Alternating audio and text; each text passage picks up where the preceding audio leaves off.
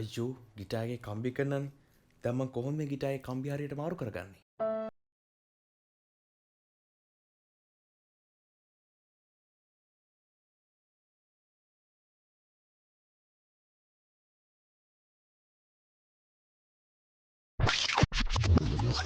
Guitar play කරන්න beginner කෙනෙක්ට එන්න පුළුවන් ලොකු අභියෝගයක් තමයි තමන්ගේ ගිටාර් එකේ ස්ට්‍රින්ග් එකක් කඩනහම කොහොමද මේක ආපහු රීප්ලේස් කරගන්න කියන එක. ඉතින් අද අපි මේ වීඩියෝෙන් කතා කරමු කොහොමද අපේ ගිටාර් එකට හරියට ස්ට්‍රින්ග්ස් ඉන්ස්ටෝල් කරගන්නේ කියලා.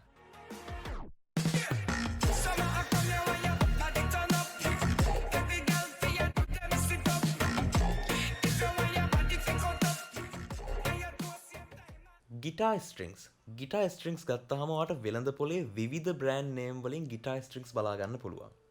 එලික්ස, ඩඩාරියෝ, ඇලිස් වගේ විධ බ්‍රෑන්්ඩල ගිටා ස්ට්‍රිංස් වාට මාකට් එකේ ඕනි තරම් බලාගන්න පුළුවන්. ඉතින් බිගින කෙනෙක් කොම තමන්ගේ ගිටාකට ගැලපෙන ස්ට්‍රිං බ්‍රෑන්් එක හොයාගන්නේ. හරි ඒ ගැන මං වාට සරල උදාහරණයක් මගින් පැහැදිලි කරන්න. හිතන්න ඔයාගාව තියෙන රුපියල් 10000ක ස්මාර්ට් ෆෝන් එක. ඔයා මේකට රුපියල් 2000ක් වියදම් කරලා ටෙම්පර්ඩ් ග්ලාසයක් ගහනවා. තවත් රුපියල් 2000ක් වියදම් කරලා බැක් කවර් එකක් දානවා. තවත් රුපියල් 2000ක් වියදම් කරලා චාර්ජර් එකක් ගන්නවා. බලන්න. ඒතර ඔයාට මේ අදාළ උපාංග ටික ගන්න විතර රුපියල් 6000ක් වියදම් වෙලා. නමුත් ඔයාගේ ෆෝන් එකේ වටිනාකම රුපියල් 10000. ඒතර 10000ක ෆෝන් එකක් වෙනුවෙන් ඔයා රුපියල් 6000ක ඇක්සසරිස් මිලට ගන්න වෙලා. ඉතින් ඔයාටම තේරෙනවා මේක තේරුමක් නැති වැඩක් කියලා.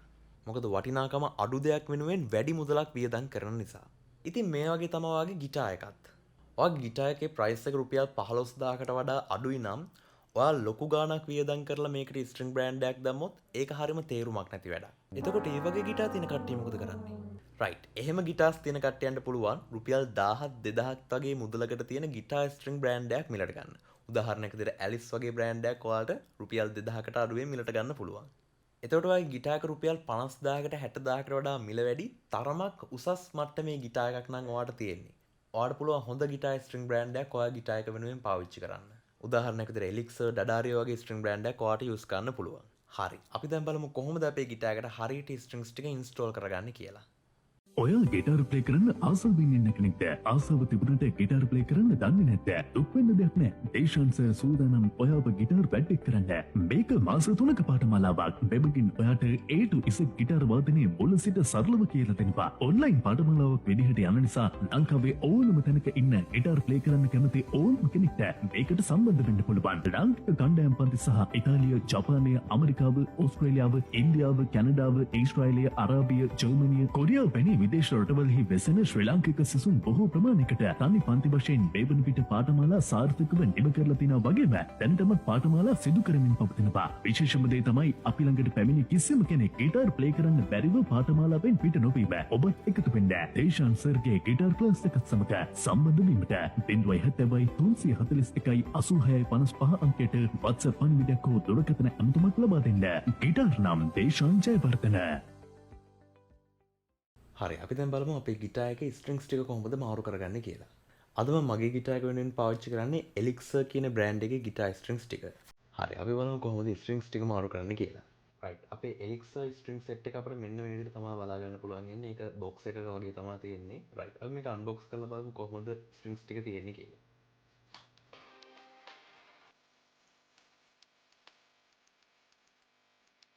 හරි අපිට මෙන්න මේ විදිහට තමයි අපේ ගිටාර් ස්ට්‍රින්ග්ස් ටික බලා ගන්න පුළුවන් වෙන්නේ. හරි අපි දැන් බලමු කොහොමද මේවා එකින් එක අපේ ගිටාර් එකට ඉන්ස්ටෝල් කරගන්නේ කියලා. හරි මුලින්ම අපේ මේ ගිටාර් එකේ බ්‍රිජ් එකේ තියෙන මෙන්න මේ පින්ස් අය අපි එකින් එක එළියට ගන්න ඕනේ. ඔයාලට මේක අතින් මෙහෙම ගලවන්න පුළුවන්. ඔයාලට මේක අතින් ගලවන්න අපහසුයි වගේ නම් ඔයාලට පුළුවන් පුංචි අඬුවක් වගේ ආධාරයෙන් මේවා ගලවන්න එකින් එක.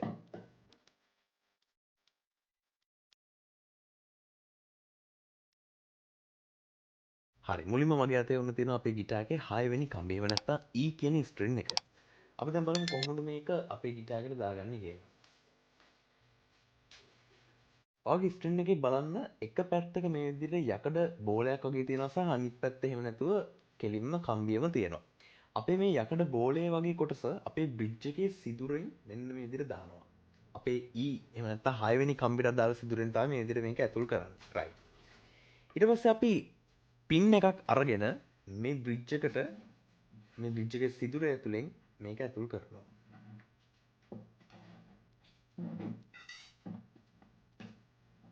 රයිට්. මෙන්න මේ විදිහට අපි ඇඟිල්ලෙන් තද කරලා මේක ඇතුල් කරගන්නවා.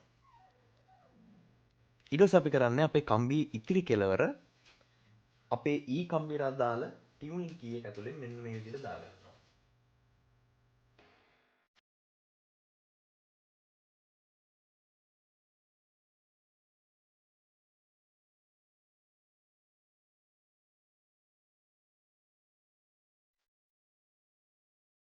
ඔන්න අපි අදාළ ටියුනින් කී එකේ සිදුර ඇතුලෙන් අපේ කම්බිය ඇතුල් කරගෙන ඉවරයි. දැන් අපි මේ ටියුනින් කී එක තමන්ගේ පැත්තට කරකවනවා. මේ බලන්න. අපි මේක කරකවන්නේ තමන්ගේ පැත්තට.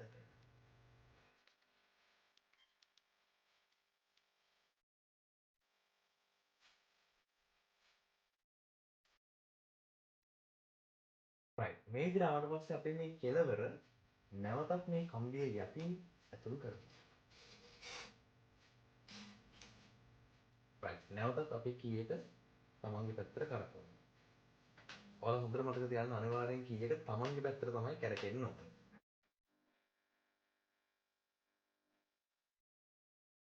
හරි ඔයාලට පේනද දැන් මේ කී එක වලට කම්බිය එතෙනවා. රයිට්. අපි මේක යන්ට තියලා මේක නතර කරගමු. හරි ඔන්න සාර්ථක විදිහට අපේ පළවෙනි කම්බිය අපි ඉන්ස්ටෝල් කරගෙන ඉවරයි. අපි බලමු දැන් ඊටු කම්බි ටික කොහොමද කරන්නේ කියලා. හොඳයි. අපේ ඊගාව ස්ට්‍රින් එක A ස්ට්‍රින් එක. මේකත් පෙරසේම අදාළ ස්ටෙප්ස් ටික ෆලෝ කරන්නයි තියෙන්නේ.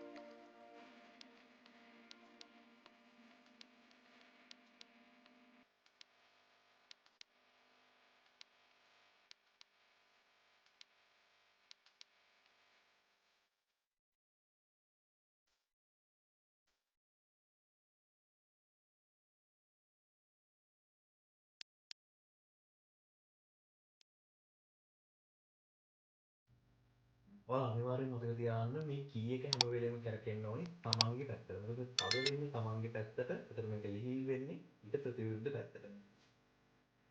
අපේ ඊගාව ස්ට්‍රින් එක D ස්ට්‍රින් එක.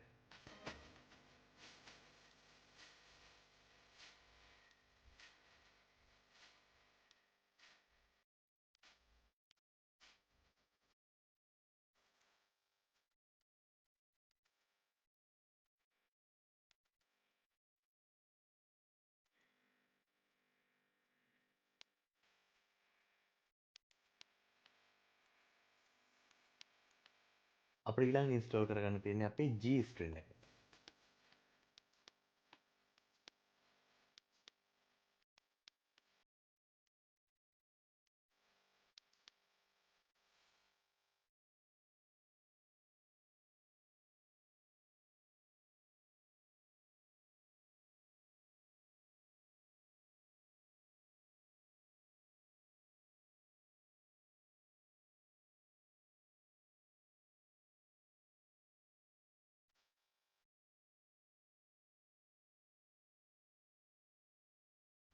අපේ දෙවෙනි ස්ට්‍රින් එක B ස්ට්‍රින් එක.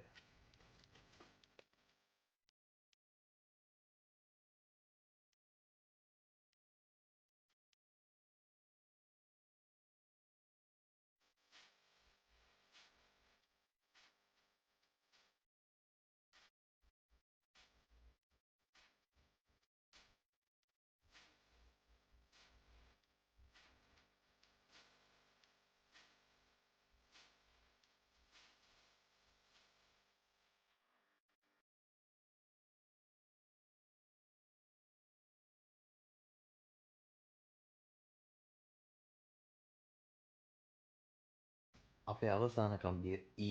එහෙම නැත්නම් E ෆස්ට් එක.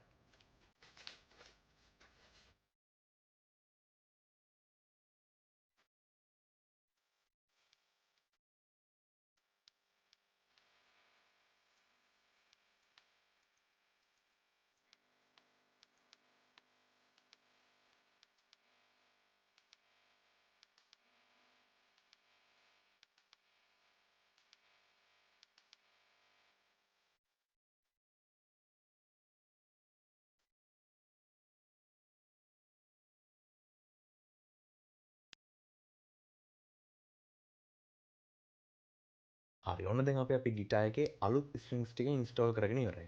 දැන් අපි ගිටාර් එක ටියුන් කරගෙන බලමු. ඔයාලා ගිටාර් එක ටියුන් කරන්න දන්නේ නැත්නම් මම ඒකට වීඩියෝ එකක් කරලා තියෙනවා. මම ඊට අදාළ ලින්ක් එක ඩිස්ක්‍රිප්ෂන් එකේ දාන්නම්. ඔයාලා ඒක බලලා ටියුන් කරගන්න. රයිට් දැන් ඔයා ටියුන් කරගත්තු ගිටාර එක අපිට මෙන්න මේ විදිහට ප්ලේ කරන්න පුළුවන්.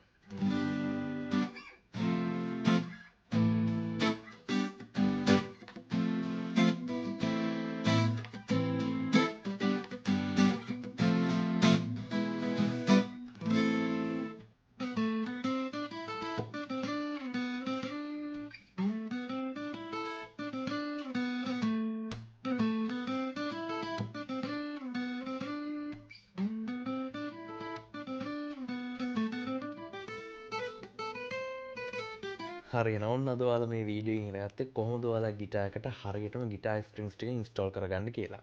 ඔයාලට මේ වීඩියෝ එක ප්‍රයෝජනවත් වුණා නම් අනිවාර්යෙන් ලයික් කරලා කමෙන්ට් එකක් දාන්න. ඒ වගේම අපේ YouTube channel එක subscribe කරන්න අමතක කරන්න එපා. අපි ආයෙත් අලුත් වීඩියෝ එකකින් හම්බෙමු. තේරුම් හැමෝටම ජය වේවා.